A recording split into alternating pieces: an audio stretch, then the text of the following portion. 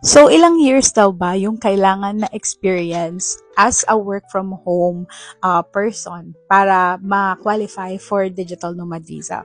So, there are two things kasi. First, you maybe don't need it anymore if yung job title mo right now is connected dun sa degree mo. So, if relevant siya sa degree mo, like for example, kung IT ka, tapos ang work mo ngayon is something with coding or website design, ganyan, and then definitely you don't need the work from home experience. Kailangan lang 3 months ka na kay client mo.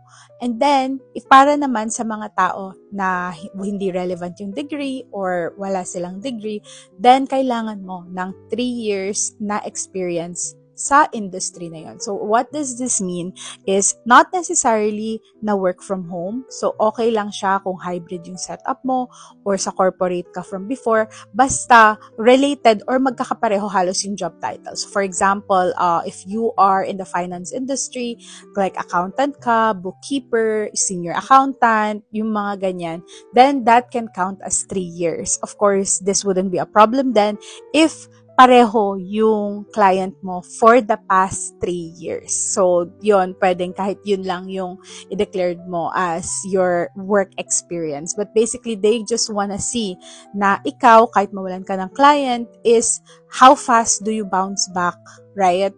From being unemployed. Kasi paano nga naman if you come here and then you lose your job. So, they wanna make sure na you can find another job and you can, still support your lifestyle here in Spain. Ayan, I hope that helps and thank you so much for watching. Ciao!